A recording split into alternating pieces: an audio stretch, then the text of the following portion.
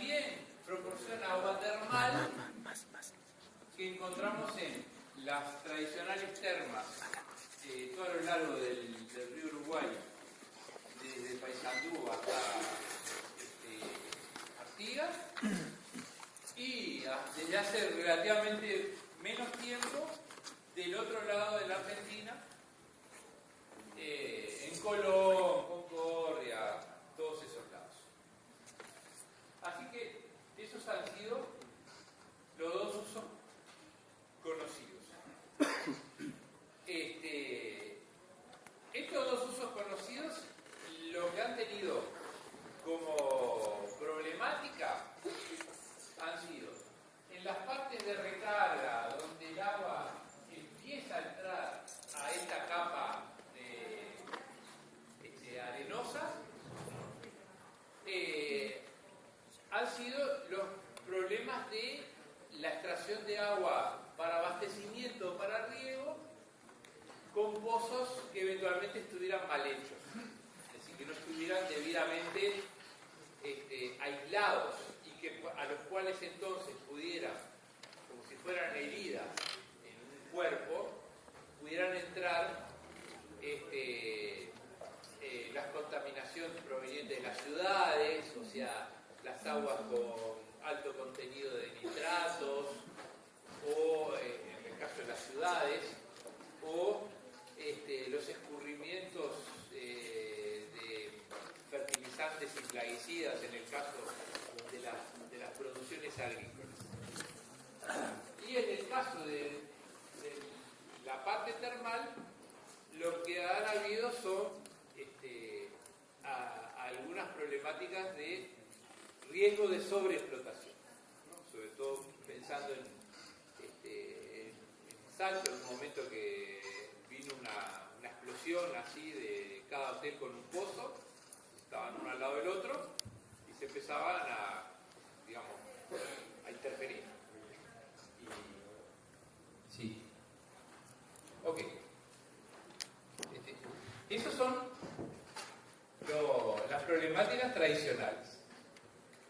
De lo que se van a referir mis compañeros después es una problemática nueva, que es la posibilidad de que a raíz de la búsqueda de indicios o potenciales posibilidades de gas de un tipo distinto del tradicional, estas explotaciones puedan afectar la calidad y el volumen disponible de este recurso. Pero habiendo dicho esto como una introducción, veamos un poco cómo se generó, es decir, cómo es que llegó a constituirse este cuerpo, que digamos es de agua dulce en muchas partes, sobre todo las que son cercanas a las zonas donde el agua infiltra el terreno y pasa al acuífero, y que son calientes y saladas en las zonas donde nosotros lo alcanzamos a través de los pozos termales. En el inicio, antes de su situación actual, hace unos 200 millones de años, digamos que un poco cuando los dinosaurios empezaban, eran chiquitos todavía, no habían crecido tanto, esto era una zona de un gran desierto, un enorme desierto seco, muy seco y caliente. Y ahí se acumularon decenas de metros de arenas. Arenas que hoy, en lo más parecido a como eran inicialmente, es lo que vemos en Tacuarembó, en las areniscas, a lo largo de la Ruta 5, por ahí. Incluso en esas arenas aparecen una especie de cocodrilitos, de mini dinosaurios, que son de la misma época. Así que ahí se generó, digamos, lo que después iba a ser el cuerpo donde se iba a encontrar el agua del acuífero. Alrededor de unos 150 millones de años, se empezó a separar. En realidad ahí era todo un supercontinente y empezó a abrirse, a separarse América y el África. O sea que en determinado momento en el medio, más o menos lo que sería hoy la mitad del océano Atlántico, empezó a haber emisiones de lava y empezó a separarse, a formarse el lecho marino y empezaron a separarse los continentes por los mecanismos que se llaman de la tectónica de placas. Junto con ese proceso, en la costa de nuestro lado, ¿no? Por acá salía lava, es decir, de este lado se produjeron unos hundimientos que obviamente arrastraron a todas esas arenas de profundidades diferentes, unos hundimientos hasta más o menos unos 1000 metros, y esto fue acompañado de la emisión de grandes cantidades de lava basáltica, el basalto que nosotros hoy conocemos, Artigas, Salto, que anda por todos lados, en todo el norte del Río Negro, por todos lados. Ese mismo basalto parecido, esas emisiones cubrieron todas las zonas, Paraguay, Argentina, Brasil, ya le digo, desde San Pablo hasta, por ejemplo, en Argentina llegan hasta Mar Chiquita, hasta el lago salado ese que por abajo, ¿no?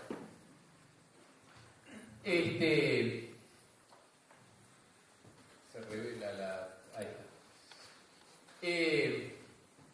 Y entonces el hundimiento que se produjo, como una distensión, aprovechando una distensión de la corteza terrestre, se rellenó con basalto, 1000 metros de basalto groseramente. Así que entonces, en estas zonas verdes está superficial, no es nada.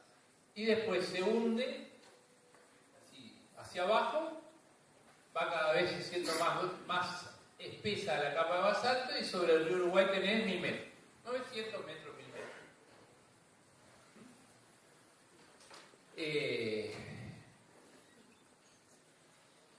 El agua que entra, sea Tacuarembó, San Pablo, a medida que va descendiendo, se va calentando. Porque, digamos, en la corteza terrestre, cada 30 y pico de metros sube 1 grado la temperatura aproximadamente. Eso es debido al calor interno. Se va calentando y va teniendo más capacidad de disolver sales y se va cargando de sales. Y se va cargando en forma diferente. Y esas diferencias, según las rocas que vayan encontrando, es lo que después nosotros encontramos como diferencia en el agua de las distintas termas, que tienen distintas temperaturas y distintas salinidades.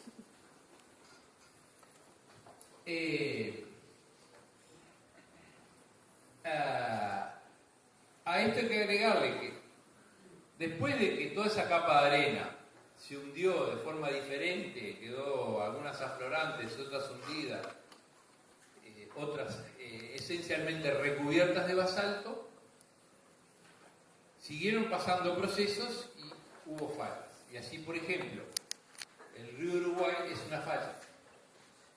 Y hay una diferencia. Debido a esa falla, del lado argentino, todo el terreno debido a esa falla cayó 400 metros. Por eso es que hay 400, más o menos 300, 400 metros de diferencia entre los pozos de este lado,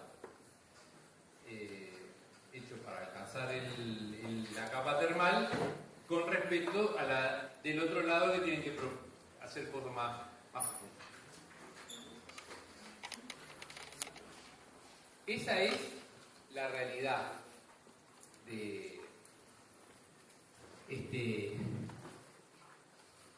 del acuífero.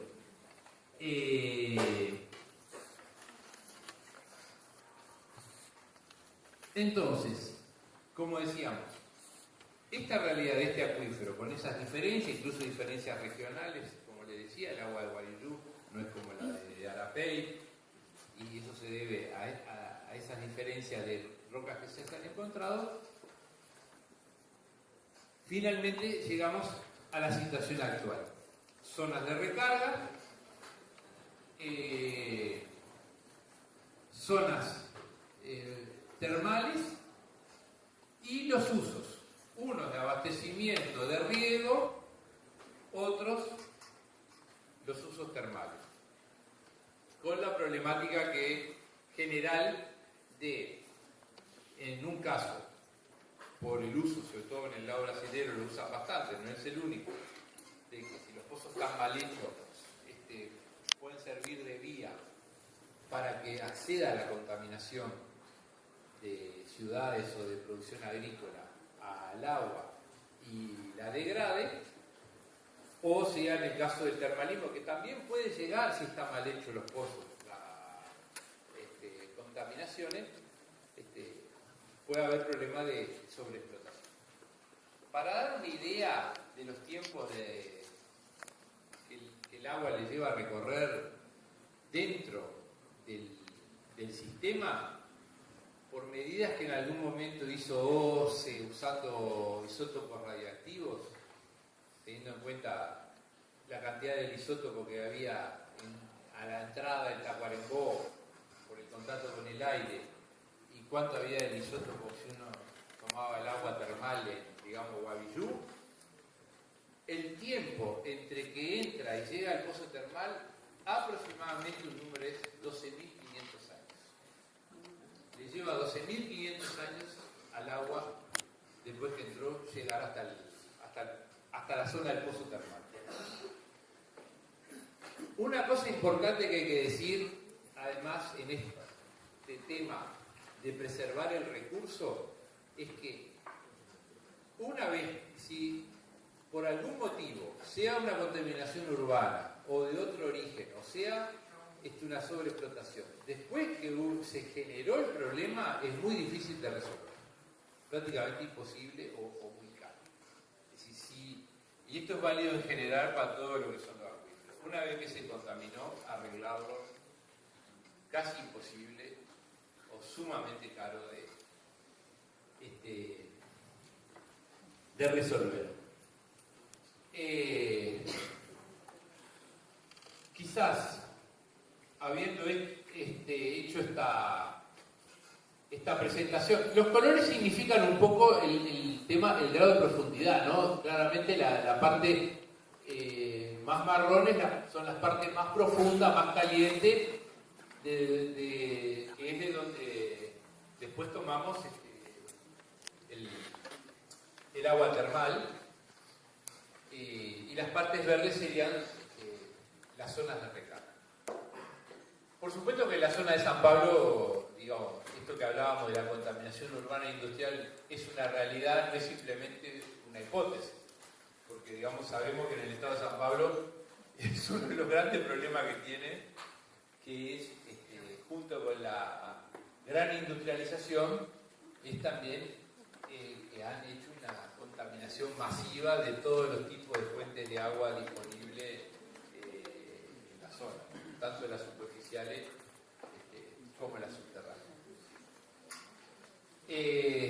Lo que me quedaría de repente para decir, con una idea de dejar bastante tiempo, dejar algún tiempo como para preguntas, es que en todo caso, lo que hoy se agrega como problema, como conflicto, es el potencial de contaminación, de alteración, tanto del agua potable como del termalismo, que puede acarrear el uso de esas técnicas de ruptura artificial de rocas, que en principio serían rocas que están por debajo de la acuífero, o sea, más profundo, pues son más antiguas todavía, en las cuales en teoría podría haber gas o petróleo, aparentemente podría ser más petróleo que gas, siguiendo modas o tecnologías que aparecen con los aumentos de precios. Digamos, cada aumento de precio de la materia prima o de los combustibles conlleva la posibilidad potencial de aplicar tecnologías que hasta ese momento no se usaban, que además pueden ser discutibles, que en este caso consisten en fracturar artificialmente rocas que no están fracturadas y que tienen, por lo tanto, pueden tener gotas o burbujas separadas, que en los yacimientos normales de combustibles fósiles, la geología posterior a la formación generó los canales por los cuales pudieran fluir y juntarse, generando un yacimiento de tipo tradicional, es decir, uno de esos yacimientos donde uno ve que hay como una especie de lago de petróleo y por encima un lago de gas y alguna cosa impermeable que lo mantiene todo en el sitio, ¿no? Y que en definitiva le hacen un agujero, llegan hasta ahí y lo sacan. Acá el proceso natural de concentración, de migración y concentración no se dio. Y uno viene a hacerlo posteriormente haciendo pozos, generando como mini cavidades donde se pueda juntar de forma inducida, pero relativamente pequeñas cavidades, pero con el tipo de fracturación asociada a esta tecnología, en realidad uno no la controla. Es como que uno tira la bomba, pero uno no sabe para dónde salen las esquirpas, digamos, ¿no? Entonces tampoco sabe hasta dónde llegan las fracturas. Y por la experiencia que hay en Estados Unidos, en otros países, la fractura con mala suerte, que uno no la controla, puede llegar hasta el patio de la casa, puede generar, digamos, daños mineros. Esto está documentado hay un documental más o menos de 1 hora que uno lo puede conseguir en internet, incluso fue presentado hace unos años atrás, fue presentado en algún festival de cine documental, se llama Gasland, Tierra del Gas, ¿no? Gasland. Y que documenta bien cómo es que efectivamente, como uno no controla bien, esa fracturación puede hacer que el gas no solo tenga salida por donde yo lo quiero sacar, sino que pueda tener salida por cualquier lado. Y además se usan unas sopas de productos químicos para facilitar, como para fluidificar, como para lubricar la migración forzada. Sopa de productos químicos que se puede imaginar que no son ni biodegradables ni amigables con el medio ambiente y que conllevan otros problemas suplementarios. Entonces, yo en principio, después de haber presentado cómo era el acuífero guaraní, aproximadamente su génesis, el tipo de uso principal que tenía, que es distintos de acuerdo a las zonas, la problemática que hoy tiene y lo que sería la potencial problemática que se podría generar de prosperar este tipo de técnicas. La última cosa que igual que quiero aclarar es que todo es como una exploración. Nadie sabe exactamente, no hay información, eso es una de las cosas que se requiere, se pide, porque estas cosas como que tienen que tener licencia social. Uno tendría que poder decir, si vas a venir a modificar o perturbar la comunidad en la que vivo o las disponibilidades de agua subterránea, eventualmente superficial, quiero saber de qué se trata bien, quiero saber si es real, si no forma parte de la burbuja especulativa que tiene muchas expresiones hoy, que no es solo inmobiliarias, de precios de alimentos, de precios de metales, todo eso, porque la comunidad, el tejido social que ya está, quiere permanecer, quiere más bien ser renovable, no estar al golpe de las subidas y bajadas de precios, sobre todo si la comunidad quiere perdurar. Bueno, y por ahí lo estaría dejando y pasándole a...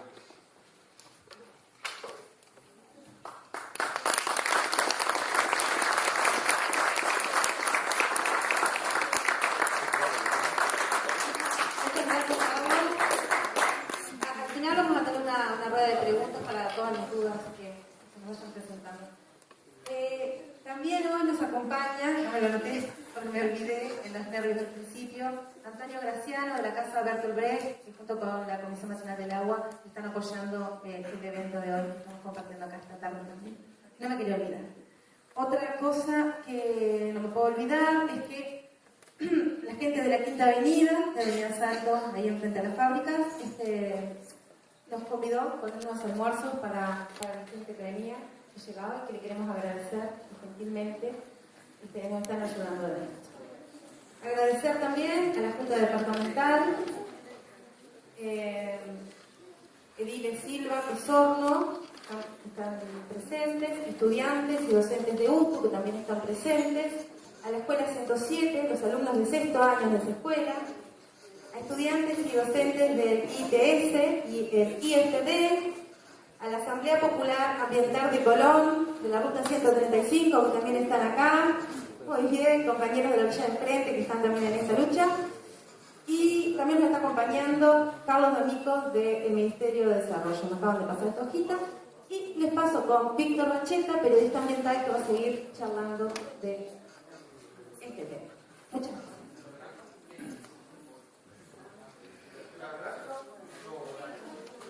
¿Quién faltó?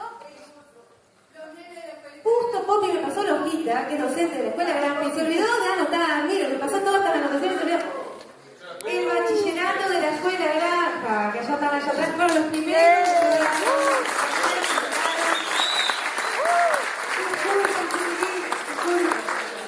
Ayudaron a armar, a traer la mesa, pero Poppy, claro, pertenece y se ve que ahí. Bueno, les agradecemos a todos y cada uno, acá una lista que me pasaron a todos y cada uno de los que están acá, que hacemos esta tarde posible. Víctor, el paso al micrófono.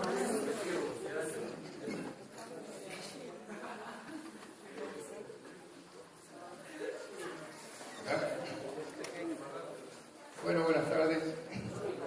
Muchas gracias por invitarnos. Vamos a tratar de ampliar un poco lo que ya presentó Carlos sobre este evento nuevo, digamos, este fenómeno nuevo que está apareciendo en el mundo y llegando acá en Uruguay y que tiene impactos muy significativos, en particular sobre este recurso que es muy importante para nosotros y para los países vecinos, que es el acuífero guaraní, ¿no? Que es una de las fuentes de agua dulce más importantes del planeta. Ustedes deben saber también que el agua dulce es muy escasa en el planeta y cada vez, producto de procesos de desarrollo tecnológico, industrial, se está haciendo más escasa. Incluso ya en los últimos años se habla de guerras del agua. Y hay algunas de las guerras reales que se están dando en este mundo que ya son guerras del agua. En particular en Medio Oriente, que es uno de los lugares donde menos agua dulce existe.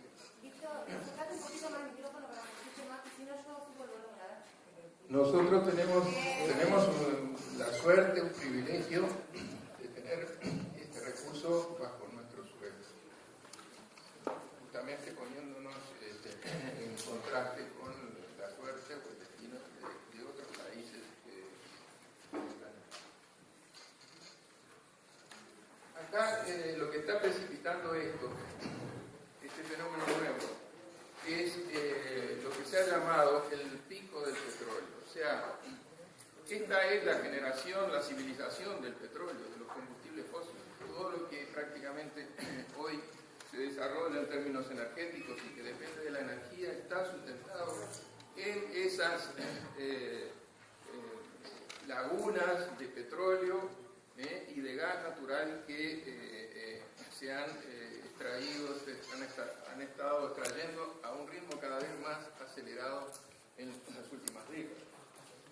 Pero esas reservas no se autorreproducen, no se autogeneran, es decir, esas reservas son producto del movimiento, como, fíjense, es muy difícil imaginarse las cifras que daba Carlos de los millones de años o de los miles de años que demora el agua en entrar en el acuífero y llegar a las termas.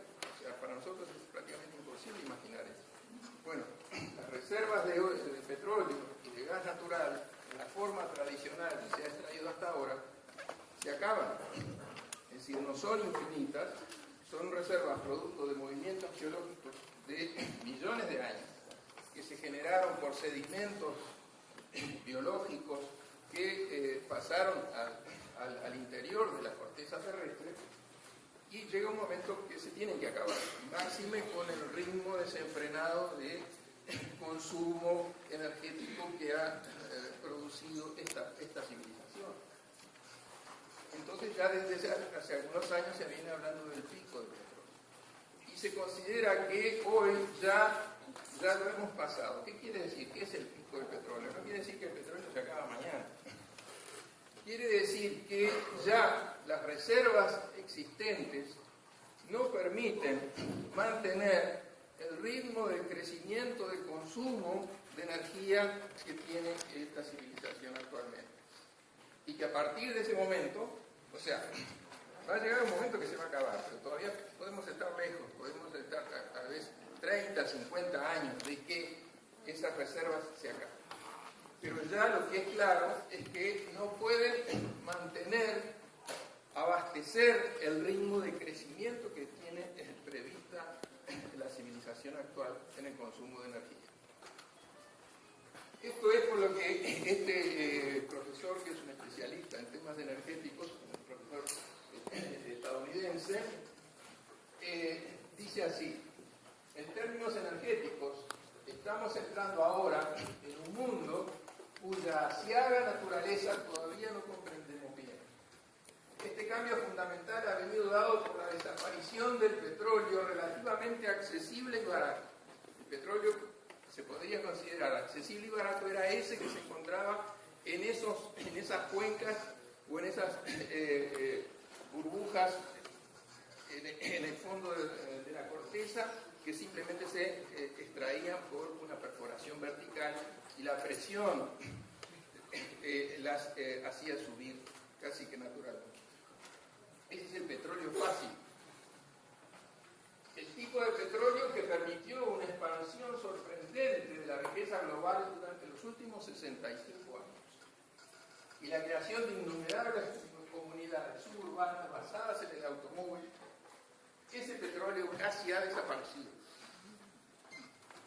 El mundo alberga aún grandes reservas de petróleo, pero resultan difíciles de alcanzar, difíciles de refinar, porque pertenecen a la variedad que él llama petróleo difícil.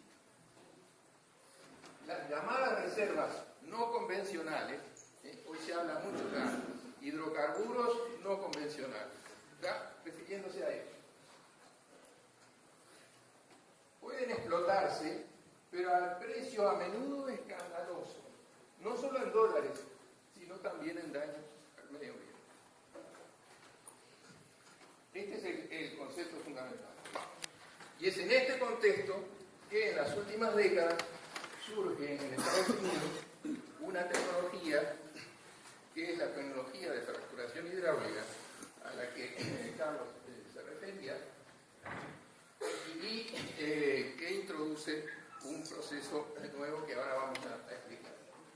En materia de hidrocarburos no convencionales, básicamente hay distintas variedades, pero básicamente hay dos más importantes. Una que se llama los esquistos bituminosos. Los esquistos bituminosos es, digamos, esto se refiere a procesos, capas del subsuelo de la corteza terrestre, en donde todavía faltarían tal vez miles de años para llegar a lo que son las cuencas en la forma tradicional. Pero entonces el esquisto bituminoso es una especie de, vamos a decir, como de roca mojada, una roca impregnada, como una esponja que estuviera impregnada en aceite, en grasa, digamos. O sea, es una etapa anterior al petróleo líquido que se conoce. Pero entonces, en esos casos, los esquistos bituminosos, simplemente cuando se encuentra una reserva de ese contenido, esa roca se extrae directamente y hoy existen calderas incluso que permiten eso usarlo directamente como combustible. Ahora, esto no tiene grandes consecuencias, digamos, no tiene consecuencias sustancialmente distintas a las que podría tener la extracción del petróleo tradicional, porque simplemente es la extracción de esa roca y el uso directo como combustible. A veces puede hacerse una etapa intermedia para convertirlo en otra forma de combustible, pero es más o menos parecido a lo tradicional. El otro tipo de hidrocarburo no convencional que aparece en este contexto es lo que se llama el gas de esquisto. En este caso, ya es una roca seca, vamos a decir. Si no es la roca que yo les decía impregnada como una esponja, esta es una roca seca que tiene en los poros, puede tener un principio de gas o petróleo, pero en poros que a su vez están separados entre sí, en poros impermeables. O sea, es una roca que en poros muy pequeñitos tiene algo de gas o algo de petróleo. Lejos todavía de eso, por los movimientos geológicos, reunirse, formar una cuenca de ciertas proporciones. Entonces ahí se empieza a desarrollar una tecnología para extraer ese gas y ese petróleo que está en esos poros de una roca en el subsuelo. Ese mapa de la derecha muestra, es decir, vamos a armar cuencas a las áreas donde se encuentra ese tipo de roca. Entonces, el color marrón ahí en el mapa, lo que está mostrando en el mapa de América del Sur, donde están las cuencas de esquisto, las reservas de esquisto o pizarra, que es como se le denomina a esta napa subterránea, a esta roca. Entonces, fíjense ahí en el mapa que la mancha marrón agarra el sur de Brasil, de Uruguay agarra prácticamente hasta el Río Negro, y el costado argentino, y bueno, y en Argentina hay otras cuencas más al sur que están ahí identificadas. Entonces, acá surge la tecnología. La fractura hidráulica consiste en lo siguiente. Se hace primero una perforación vertical hacia el lugar donde se encuentra la napa de esquisto o de pizarra. Cuando se llega allí, se inicia, esto es parte de una tecnología, fíjense que a profundidades que pueden ser de 2.000 o 3.000 metros, la perforación empieza a girar y entonces se empieza una perforación horizontal que puede tener 2 o 3 kilómetros de extensión. Ese caño, ese ducto que se hace con la perforación, se blinda y en la parte horizontal se le hacen unas perforaciones cada tantas determinadas distancias. Una vez hecho esto, desde arriba, desde la torre de operación, se le introduce una mezcla, un fluido compuesto por agua, arena y productos químicos. Incluso porque a veces en la discusión sobre lo que significa el fracking, esto se llama fractura hidráulica y por eso saben de la palabra esa que es una contracción en inglés de fracking. Se dice que no, pero que el fracking hace 40 o 50 años que se practica. No, lo que se practica desde hace 40 o 50 años en los pozos de petróleo tradicional es una especie de purga. Es decir, cuando el pozo ya está prácticamente agotado, se le introduce a presión agua, solo agua, para que salga hacia arriba lo último que le queda de petróleo. Pero ese tipo máxima presión de fluido es solo de agua. Acá se agrega arena y productos químicos. La gran presión que aumenta a medida que va llegando más hacia el fondo, va dirigida a provocar la fractura de la roca en el subsuelo. La arena que contiene el fluido está dirigida a mantener la fractura abierta y los productos químicos a amalgamarse, a combinarse con el gas. Es decir, la fractura lo que va a hacer es abrir poros, abrir esos poros donde hay gas o petróleo, y con los productos químicos combinarse para formar un fluido que después se intenta llevar de vuelta hacia arriba, y entonces arriba en un proceso industrial se separa el gas o el petróleo del fluido original. Pero entonces acá empiezan los problemas. En primer lugar, como decía Carlos, la fractura no es controlable, o sea, no existe una capacidad técnica, ingenieril capaz de establecer hasta dónde puede llegar esa fractura. Simplemente por una ley física, esa fractura va a llegar hasta donde la resistencia que encuentre se lo permita. Es decir, no se puede decir, no, yo, bueno, como la napa de esquisto tiene 50 metros de ancho, yo voy a hacer que la fractura no tenga más de 20 metros de largo, ¿no? No, porque eso va a depender de la resistencia que tenga ahí en el subsuelo, y puede, y como es lo que ocurre, atravesar otras napas, y entonces, a través de esa fractura, empezar a difundirse no solo los productos químicos que fueron introducidos desde arriba, sino otros elementos que tiene la roca en el subsuelo, que mientras están en el subsuelo a nosotros no nos afectan, o a los cursos o los depósitos de agua subterránea no los afectan, pero cuando se provoca esta fractura, sí también se empiezan a difundir. Incluido el propio gas, porque digamos, entre las consecuencias, los impactos que empieza a tener esto sobre el ecosistema, sobre el subsuelo, sobre el suelo, llegan hasta la superficie. Hay en ese video, ese film que relataba Carlos, hay, por ejemplo, el caso que más notorio está en una de las imágenes de lo que se ha compartido a ustedes. Es un agricultor que abre en su casa la canilla de un lavatorio, le acerca un encendedor y se prende el agua.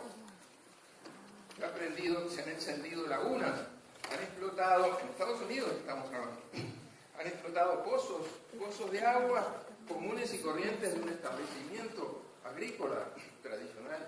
¿Por qué? Porque el metano ha llegado hasta ahí y desde abajo. Entonces, primer problema, la fractura no es controlable. Segundo problema, lo que se rescata de todo lo que se introdujo es una parte, no se puede rescatar todo. Se puede rescatar hasta el orden del 50% de lo que se introdujo. Pero entonces hay toda una parte de los productos químicos que se introdujeron que no se vuelven a recuperar. Y después, esto tiene componentes altamente tóxicos. Uno de los grandes problemas del uso de esta tecnología ha sido, particularmente en Estados Unidos, por esas reglas comerciales, del secreto comercial, etcétera, que las empresas escudadas en el secreto comercial no revelan la composición de los productos químicos que están siendo introducidos en el suelo. Y entonces, bueno, a esta altura, incluso en algunos casos, por decisiones de estados o de autoridades públicas, a las empresas a esta altura ya se conocen por lo menos 500 o 600 de esos productos químicos. Y se sabe que son altamente tóxicos porque son anticorrosivos, lubricantes, tienen benceno, tolueno, son sustancias que ya se conoce el grado de toxicidad que tienen. Simplemente eso se está introduciendo por la fuerza en el suelo y gran parte queda allí. Otro problema es incluso en la superficie ¿qué se hace con esa solución que queda de desecho? Porque... Gracias.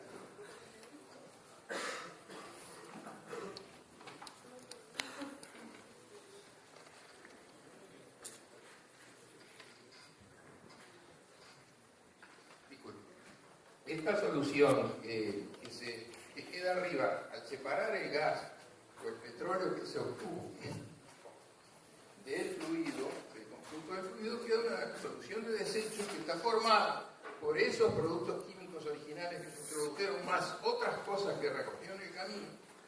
Y es un problema serio. ¿Dónde queda eso depositado? Después, ahora ha sido dejado en lagunas, al aire libre, con alguna impermeabilización, pero digamos, bueno, casi como el mismo tipo de problema que tienen las lagunas de cianuro en la minería del oro, que la justificación que tienen es que tienen una capa impermeable que es un plástico, pero que no puede ser eterno, entonces que comienza a estar expuesto a accidentes, a derrames, etcétera, y bueno, eso pasa a ser también un problema adicional de riesgo de contaminación muy importante en la superficie. El problema incluso es que esta perforación, estos pozos, vamos a decir, tienen una vida muy corta. Es decir, ese proceso de introducción del fluido y de extracción se puede hacer del orden de 18 veces por cada pozo. Es lo que dice ahí. 18 extracciones y cada una, imagínense en este proceso, los volúmenes de agua que se precisan. No estamos hablando ahora del agua que se puede impactar, contaminar como consecuencia de este proceso. No, el agua que necesita el proceso para introducir hacia esas profundidades, por esa cañería, ese fluido a la presión con la mezcla que comentaba. Entonces, las estimaciones, que son estimaciones entre mínimos y máximos, es de que cada una de esas perforaciones requiere de 9 a 30.000 metros cúbicos de agua, cada perforación. Cada pozo puede aceptar 18 extracciones, pero que son con mezclas diferentes. O sea, la mezcla que se usó una vez no se vuelve a usar, no se puede volver a usar. Solo un 30 a 50% del fluido vuelve a la superficie, mezclado con el metano, que se separa, y el resto es depositado en lagunas al aire libre. Eso es lo que yo les estaba comentando. Se dice que los productos químicos, es decir, los productos químicos son una parte pequeña de la mezcla. Lo que pasa es que por los volúmenes de fluido que son necesarios para desarrollar esta tecnología, son cantidades muy significativas. Por eso dice ahí al final, el riesgo depende de la concentración y la exposición a esas sustancias por los seres vivos. Pero las cantidades empleadas son muy grandes. En una plataforma de 6 pozos son de 1.000 a 3.500 metros cúbicos de químicos. Entonces, el tipo de explotación que se desarrolla está graficado en esa imagen. Una misma perforación vertical se usa para más de una perforación horizontal, hasta 6 perforaciones por cada pozo.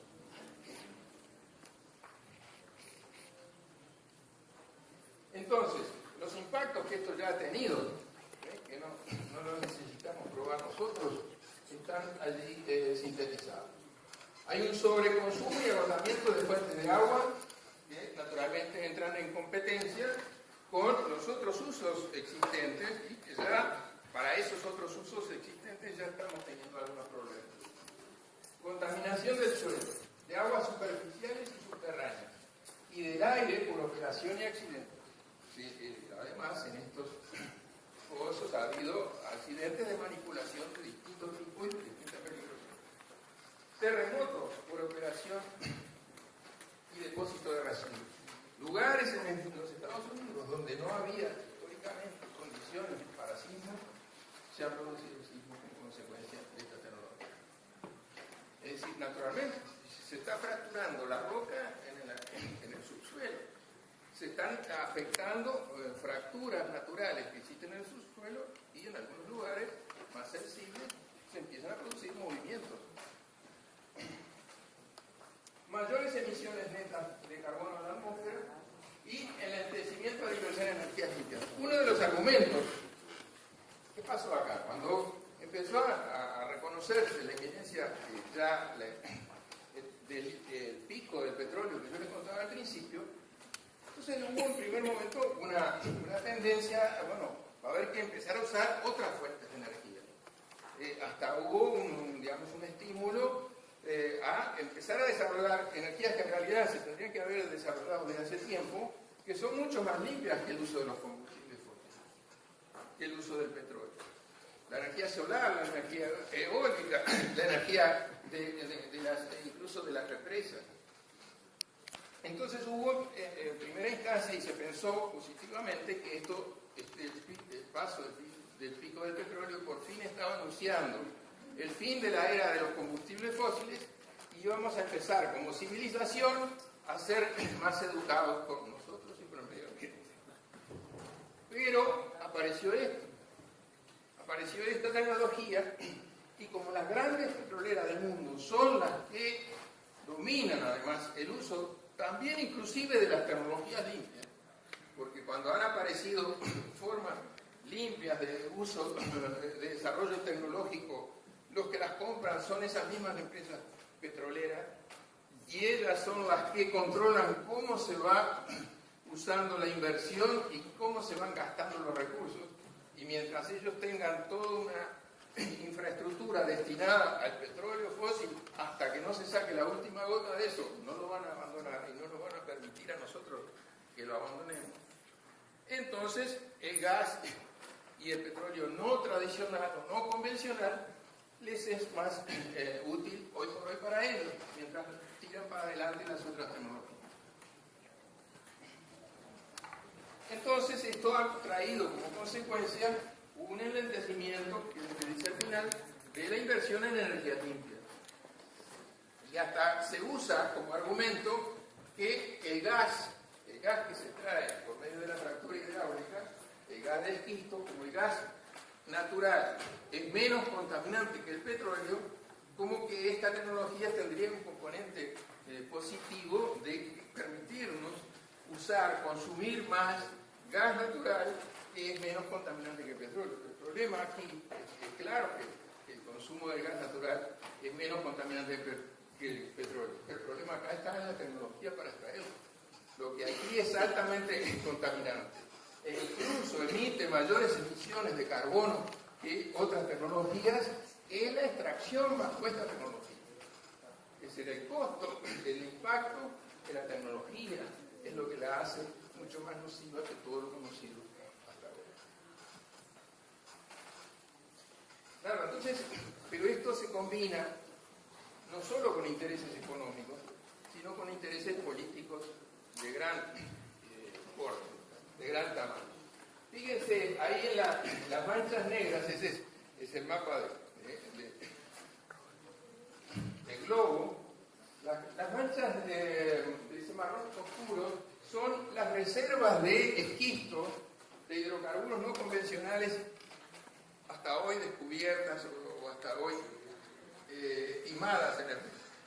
Resulta que las manchas esas están en países, en países que hasta hoy prácticamente no tenían petróleo, como por ejemplo Estados Unidos o China, y que dependían de las cuencas del petróleo tradicional, fundamentalmente radicadas en el Medio Oriente, y que han sido además la base de todas las guerras y de la inestabilidad constante del Medio Oriente, justamente por eso. Pero entonces esto a ciertos países, en particular a Estados Unidos, como potencia mundial, les plantea que, bueno, con esto podrían llegar a ser ahora independientes en el abastecimiento energético e incluso pasar a exportar. En Estados Unidos, ya con el gas de esquisto, se está abasteciendo el orden del 40% del consumo de gas de Estados Unidos. Con esta tecnología. se está planteando la posibilidad de exportar. Entonces, este argumento de la autonomía energética es un argumento muy políticamente importante para los países, y sobre todo países que tienen ambiciones de poder y de dominación. Fíjense, eso resulta que, como yo les decía, estos pozos, las perforaciones horizontales, no pueden ir tampoco muy lejos. Sería sumamente costoso, ya a más de 2 o 3 kilómetros, seguir esa perforación horizontal. Entonces eso inevitablemente trae como consecuencia, en una zona, en una cuenca importante, que se empiecen a desarrollar pozos uno al lado del otro, a un promedio de 3, 5 kilómetros de distancia uno del otro, para desarrollar la misma tecnología. Esa es una foto de una región, creo que es del estado de Wyoming, en Estados Unidos, donde ese es el panorama del desarrollo del fracking en esa región. En Estados Unidos se han contaminado suelos de zonas importantísimas del territorio estadounidense que han llevado a la movilización de poblaciones enteras para prohibir esta tecnología. Hay estados, incluso cuando en el estado no han conseguido eso, han buscado la población, la comunidad menor, en un distrito, que en el distrito se prohíba el uso de esta tecnología. Pero los intereses son grandísimos.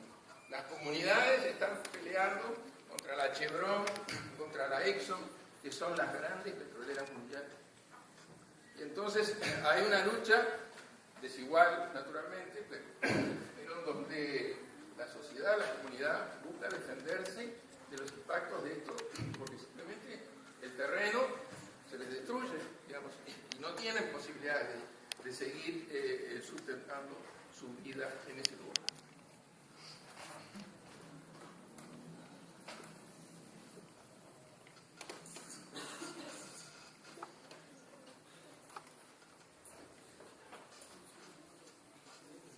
Fíjense la relación que hay entre esto, el desarrollo de la tecnología y los estudios, la ciencia, que la tenemos teóricamente como el instrumento para saber, bueno, qué es lo que puede pasar, a qué riesgo nos exponemos, si una tecnología es apropiada o no.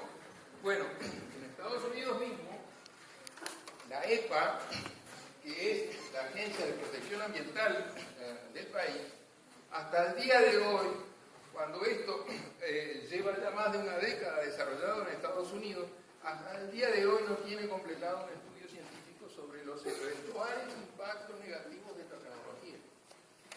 En el año 2010, en marzo, la agencia anunció el inicio de una profunda investigación de los potenciales impactos negativos del fracking, cuyos resultados se iban a estar a finales del año pasado, a finales del 2012.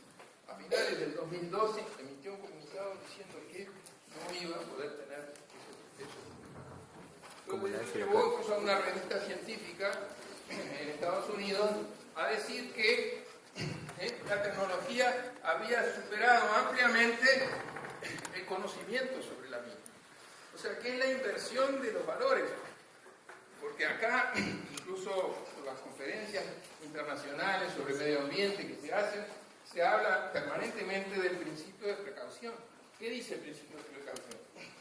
Que si hay una tecnología, una técnica, como se aplica también para los remedios, para los fármacos, que si hay una tecnología, un recurso que potencialmente puede afectar la salud de las personas, el ecosistema, sin tener todavía la demostración científica de que es efectivamente así, lo prudente es no aplicarla y desarrollar primero los estudios para saber qué es lo que pasa.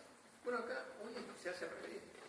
Es decir, por los intereses económicos y políticos, la tecnología sale adelante y la ciencia va corriendo atrás de lejos, sin capacidad después para establecer controles. Porque ya, digamos, los intereses desarrollados han sido inmensos y entonces para detenerlos o revertirlos es muy difícil. Esto es una muestra solo de las manifestaciones que ha promovido esto. La gente sale a la calle porque no tiene otra Y esto ha llevado a algunos países enteros a prohibir esta tecnología. El primero que lo hizo fue Francia. Francia no podrá decir que es un país del tercer mundo, que no tiene... En Francia, que incluso, por ejemplo, en el tema energético, el 70% de la matriz energética de Francia es nuclear. Entonces uno podría pensar, uno si es muy ecologista, decir, bueno, y los franceses que les gusta tanto la energía nuclear, ¿por qué no iban a pensar que acá también se puede sacar? No, prohibieron en todo el territorio el fracking, pero lo prohibieron por la movilización social. Si no, no hubieran sido capaces de prohibir. Hay otros países, Bulgaria también, y en otros países que no la prohibieron a escala nacional, hay departamentos o estados o provincias o distritos que adoptan esto como consecuencia de la preocupación y de la movilización de la gente. Esto ya se está dando en Argentina. En América del Sur, la principal potencia, digamos, de gas de esquisto sería la Argentina, por las reservas estimadas que tiene. Y en el caso de la Argentina, el gobierno argentino actual, incluso después de la nacionalización de YPF, de la empresa estatal argentina, ha dicho explícitamente que su estrategia de desarrollo energético está basada en la explotación de gas de esquisto de los hidrocarburos no convencionales. Y ya están haciendo fracturación hidráulica en el yacimiento de Vaca Muerta en el sur, alguna de esas manchas marrones que aparecían en el mapa en el sur de la Argentina. Entonces también en la Argentina ya se han empezado a desarrollar movimientos sociales que toman conciencia, toman idea de lo que significa esto y bueno, quieren tratar de impedirlo. Bueno, en Uruguay, yo les decía, según el mapa ese, se veía que hasta la mitad, más o menos, del Uruguay llega una napa de una cuenca de gas de esquisto. Y acá sucede lo siguiente: empezaron a aparecer en el año 2011 unas estimaciones de unas instituciones de Estados Unidos sobre las reservas potenciales del Uruguay en gas de esquisto. Entonces, por ejemplo, la Administración de Información de Energía de los Estados Unidos adjudicó a Uruguay reservas técnicamente recuperables de gas de esquisto de 21 TCF. El TCF es la forma que se mide en estas reservas, que un TCF quiere decir 1.000.000 de millones de pies cúbicos. En agosto del mismo año, otra entidad de Estados Unidos, tipo el Servicio Geológico de los Estados Unidos, calculó la reserva de Uruguay en 13,4 TCF. Entonces, ¿pero qué pasa acá? Esa información, ¿de dónde la sacaron? Nosotros averiguamos que la información que ha manejado el Servicio Geológico de los Estados Unidos es información proporcionada por el Uruguay. Es información proporcionada por las investigaciones que ha hecho hasta el momento acá, que es el ente estatal uruguayo que se encarga de este tema. Sin embargo, hablando con los técnicos de ANCAP dicen que ellos no pueden afirmar esto que está afirmando Estados Unidos. Para los técnicos uruguayos, las informaciones disponibles no permiten hacer ninguna afirmación sobre gas de esquisto. Incluso de las investigaciones hechas desde el Uruguay, lo único que se sabe y se afirma con certeza es que hay alguna reserva en Mangrullo de esquistos bituminosos, aquello que yo les contaba de la roca mojada, pero que incluso esas reservas ya se sabe, son muy pequeñas y no son interesantes, viables para ser explotadas. Y de gas de esquisto, las informaciones disponibles no permiten afirmar. Pero, sin embargo, acá empezamos con lo que es un discurso dual, un discurso ambiguo de nuestro Estado Estado, de nuestro gobierno, porque entonces, por un lado, algunos dicen que la información disponible no es suficiente, pero por otro, incluso algunos de esos técnicos hacen trabajos científicos en donde afirman que acá en Uruguay existen posibilidades de explotación de gas de esquisto. Y de alguna manera, y eso es, esas estimaciones hechas por científicos o técnicos uruguayos son las que han permitido, han habilitado esto que se llama la Ronda Uruguay, sobre todo, me estoy refiriendo exclusivamente al territorio, no a la parte del fondo marino, en donde han aparecido, en consecuencia, en este contexto internacional, etcétera, empresas extranjeras interesadas en la posibilidad de explotar el gas de esquisto que hay en el Uruguay. Entonces, nosotros nos enteramos, ahora les voy a mostrar esto. Nosotros nos enteramos que en el 2009 ANCAP firmó un contrato de prospección para estudio de hidrocarburos no convencionales en un área que abarca buena parte del departamento de Tacuarembó, parte de Salto y Paysandú, para exploración en hidrocarburos. Ese era un contrato por 2 años, venció en el 2011 y, bueno, este proceso tiene 3 etapas: prospección, exploración y explotación. La prospección es detectar en principio a grandes rasgos si hay una reserva interesante. La exploración es la segunda etapa, donde si se considera que hay una reserva interesante, entonces la empresa pide para medir la calidad de esa reserva. Entonces ahí empiezan las perforaciones. Las perforaciones van dirigidas a llegar al recurso, poder medir el volumen que tiene y medir la calidad de lo que se ve. Si es un metal, el porcentaje de metal que tiene el mineral; si es un hidrocarburo, el porcentaje de gas o de petróleo que puede tener esa roca. Esa es la fase de exploración. Y la tercera es cuando ya dicen, bueno, hacen estudio de factibilidad económica, esto sí, esto es rentable para nosotros, entonces vamos a sacarlo, y ahí se introduce directamente la tecnología. Bueno, cuando llegó el fin del contrato de prospección, ANCAP, pocos meses después, en febrero del 2012, firmó un nuevo contrato con esta empresa ya para las 2 fases siguientes. Un contrato de exploración y explotación. Y, cosa rara, porque generalmente lo que sucede es que primero la superficie de la primera fase es la mayor. Se está buscando, bueno, la posibilidad de un yacimiento.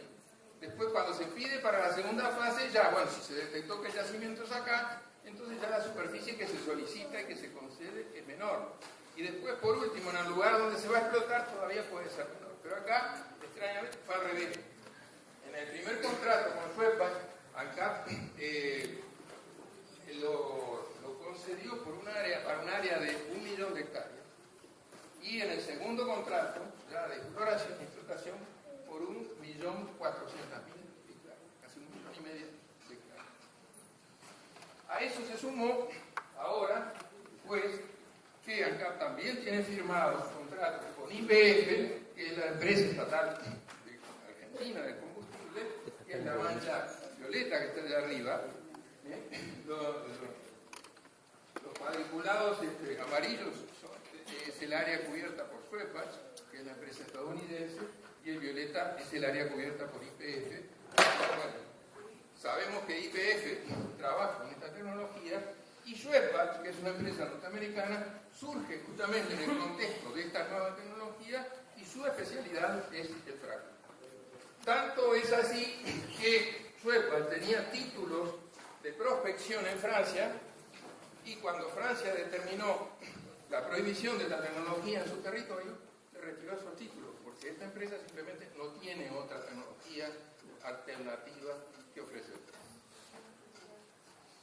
Pero entonces, esto pasa a ser parte de la manera doméstica de manejar la información, en donde lamentablemente todavía hoy hay que hacer una lucha muy fuerte para obtener la información, para saber lo que pasa, para saber lo que se está Entonces, las declaraciones de las autoridades de ANCAP son ambiguas. Por un lado dicen que no, que los datos no permiten afirmar que hay reservas que sean viables de explotar, que no tienen la decisión de usar el fracking. Y por el otro, pongo ahí, por ejemplo, unas declaraciones del presidente actual de ANCAP, Clausen Dick, en donde después de una reunión con el gobernador de Entre Ríos, el gobernador de Entre Ríos, Ulibarri, que es un definido defensor de la explotación del gas de esquisto, además el presidente actual de IPF fue un amigo